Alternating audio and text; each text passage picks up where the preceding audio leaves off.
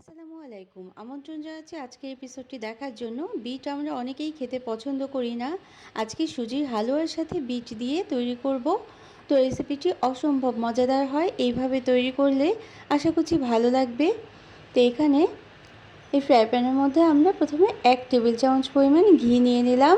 অবশ্যই কিন্তু ঘিটাই নেওয়ার চেষ্টা করবেন, তবে তেল দিয়েও করতে পারেন, সাদা তেল দিয়ে।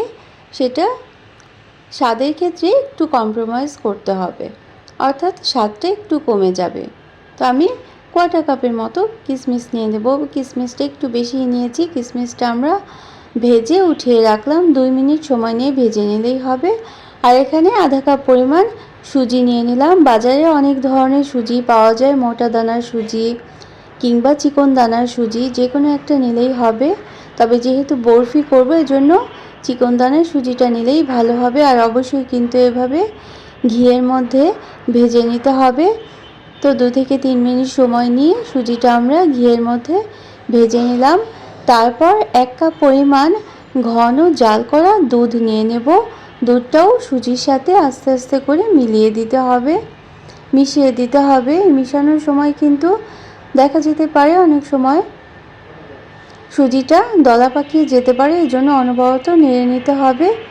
তো সুজিটা 2-1 মিনিট সময় নেড়ে নেওয়ার পর একটু সিদ্ধ হয়ে আসবে এবং তারপর চিনি দিয়ে দেব। প্রথমে কিন্তু চিনি দেওয়া যাবে না।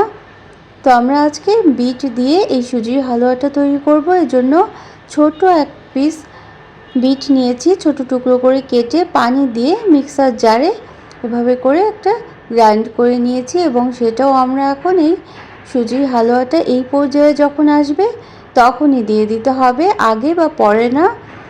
কারণ সুজিটা সিদ্ধ হওয়া একটু বাকি আছে। এই বিটের যে পানিটা আছে, এই পানিটাতেই সুজিটা খুব সুন্দরভাবে কুক হয়ে যাবে এবং আস্তে আস্তে দেখা যাবে ঘন হয়ে আসবে। খুব বেশি সময় কিন্তু লাগে না। এই হালুয়াটা তৈরি করা অনেক সহজ, কিন্তু খেতে হয় অসম্ভব মজাদার। তবে অবশ্যই ঘি দিয়েই তৈরি করার চেষ্টা করবেন। আর চিনির পরিমাণটা কম বা বেশি নিয়ে নিতে পারেন। আর যারা এই বিট খেতে পছন্দ করে না, বিট কিন্তু অনেক স্বাস্থ্যকর একটি খাবার। আর ছোটো বাচ্চারা রঙিন যে কোনো খাবার দেখলেই অনেক বেশি পছন্দ করবে খেতে। এই জন্য এভাবে করে তৈরি করে দিলে এই সুজির হালুয়াটা অনেক বেশি খেতে ভালো লাগবে। তো এই পর্যায়ে আমরা কোয়ার্টার কাপ পরিমাণ গুঁড়ো দুধ দিয়ে দেব।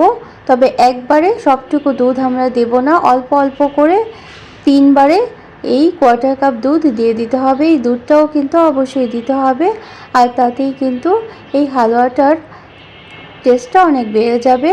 তো যারা শুধু হালুয়া খেতেই চান তারা এই পর্যায়ে নামিয়ে নিতে পারেন। দুধটা দেওয়ার পর কিছুটা সময় নেড়ে, অর্থাৎ একটু নরম থাকা অবস্থায় হালুয়াটা নামিয়ে নিতে পারেন। আর যেহেতু আমরা বরফি করব, এই জন্য কিন্তু আরও টাইট করে আমাদের এই হালুয়াটা তৈরি করে নিতে হবে। তো কোয়ার্টার কাপ পরিমাণ দুধ আমি 3 বারে দিয়ে দিচ্ছি।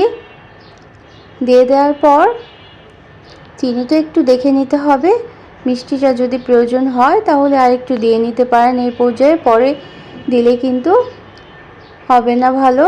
তো এখন দেখেন অনেকটাই টাইট হয়ে আসছে গুঁড়ো দুধটা দেওয়ার পর। এভাবে করে গুঁড়ো দুধটা দিলে অনেক সহজেই কিন্তু হালুয়াটা তৈরি হয়ে যায় এবং অনেক সুস্বাদু হয় খেতে। তো যারা এতক্ষণ দেখলেন, একটা লাইক দিতে ভুলে গিয়েছেন, অবশ্যই একটা লাইক দিয়ে দিতে পারেন। তো আমি প্রায় 7 থেকে 8 মিনিট সময় নিয়ে নেড়ে চেড়ে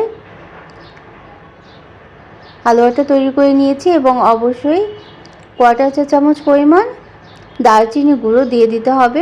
অবশ্যই এলাচ গুঁড়োটাও দিয়ে দিতে পারেন। আর 1 টেবিল চামচ পরিমাণ, সবার শেষে 1 টেবিল চামচ পরিমাণ ঘি ছড়িয়ে দিয়েছি এবং তারপর নামিয়ে সেট করে নিতে হবে একটা প্লেটের মধ্যে। প্লেটে অবশ্যই ঘিটা মাখিয়ে নিয়েছি প্রথমে, তারপর হালুয়াটা আমরা সেট করে নেব। এভাবে করে একটা স্পুন দিয়ে করে নিতে হবে। তারপর ঠান্ডা হওয়ার জন্য রেখে দিতে হবে। গরম অবস্থায় কিন্তু অবশ্যই কেটে দেওয়া যাবে না। আর উপরে আমরা নারকেল কুড়োনো এবং কিশমিশটা যে ভেজে রেখেছিলাম সেটাও ছড়িয়ে দেব। তো চাইলে কিন্তু বাদাম কুচিটাও ছড়িয়ে দিতে পারেন। তো আমি আজকে একটু টেস্টের চেঞ্জ করার জন্য নারকেল কুচনোটা দিয়ে দিলাম এবং কিশমিশ দিয়ে এভাবে করে চেপে চেপে সেট করে দিতে হবে। অবশ্যই কিন্তু গরম অবস্থায় কাটা যাবে না। ঠান্ডা হয়ে নেওয়ার পর আমি কেটে বরফি আকারে করে নিয়েছিলাম। প্রায় 2 ঘন্টা ঠান্ডা হওয়ার পর একটু শক্ত হয়ে গিয়েছে, তখনই কিন্তু আমরা এভাবে করে কেটে নিয়েছি। কেটে নেওয়ার পর আরেকটু হাত দিয়ে চেপে চেপে প্লেন করে বরফিগুলো খুব সুন্দর শেপ দিয়ে নিয়েছিলাম।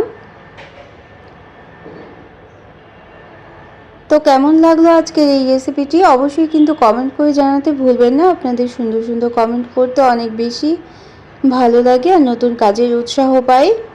আর যারা প্রথম ভিজিট করছেন তারা চাইলে চ্যানেলটিকে সাবস্ক্রাইব করে বেল বাটনটা প্রেস করে অল অপশনটা সিলেক্ট করে সাথে থেকে যেতে পারেন এবং আজকের এই রেসিপিটা অন্যদের দেখার জন্য শেয়ার করে নিতে পারেন। তো সবার জন্য অনেক অনেক শুভকামনা রইল। সবাই অনেক বেশি ভালো থাকবেন। অন্য কোনো দিনে অন্য কোনো রেসিপি নিয়ে আসবো ইনশাআল্লাহ। সেই পর্যন্ত